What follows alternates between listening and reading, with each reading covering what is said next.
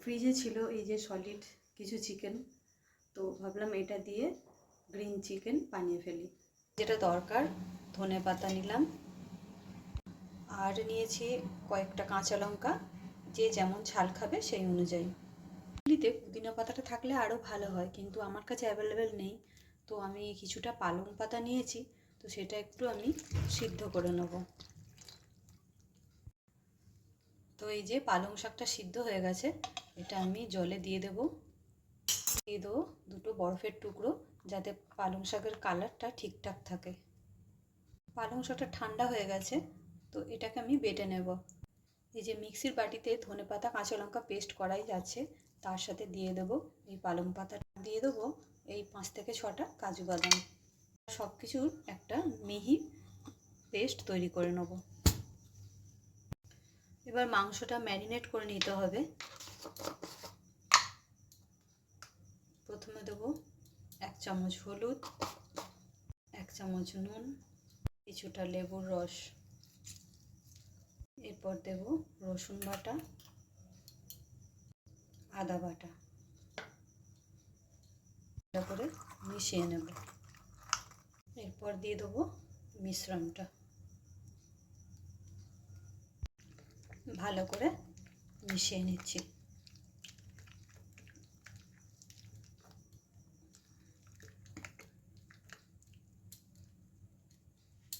আমি আধ ঘন্টার জন্য রেখে দেবো। এরপর লাগবে কয়েকটা পেঁয়াজ, যেটাকে আমি ছোট ছোট করে কুচি কুচি করে কেটে নেব।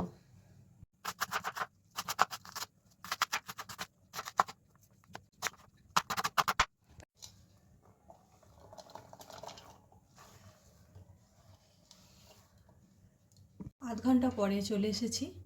কড়াইতে দিয়ে দেবো তেল, দিয়ে দেবো কয়েকটা গোলমরিচ, লবঙ্গ আর কয়েকটা এলাচ,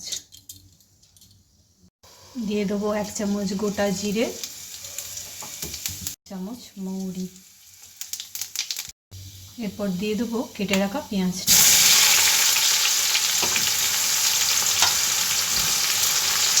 পেঁয়াজটা একটু ভাজা ভাজা করে নেব। সামান্য একটু নুন। দেখো পেঁয়াজটার কালারটা চেঞ্জ হয়ে গেছে আর নরমও হয়ে গেছে। এরপর দিয়ে দেবো ম্যারিনেট করে রাখা চিকেনটা।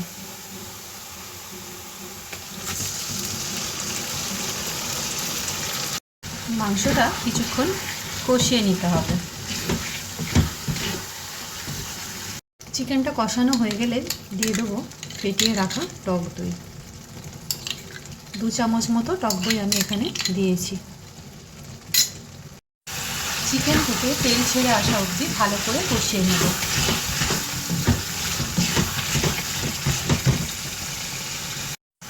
চিকেনটা থেকে তেল ছাড়তে শুরু করেছে, আর কত সুন্দর কালারটা এসেছে দেখো। এরপর অ্যাড করব এই যে মিক্সি দেওয়া জলটা, আন্দাজ মতো জলটা দিয়ে দেব। কয়েকটা চেরা কাঁচা লঙ্কা দিয়ে দেবো। এরপর চিকেনটাকে মিডিয়াম টু লো ফ্লেমে সিদ্ধ হওয়া পর্যন্ত রান্না করে নেব।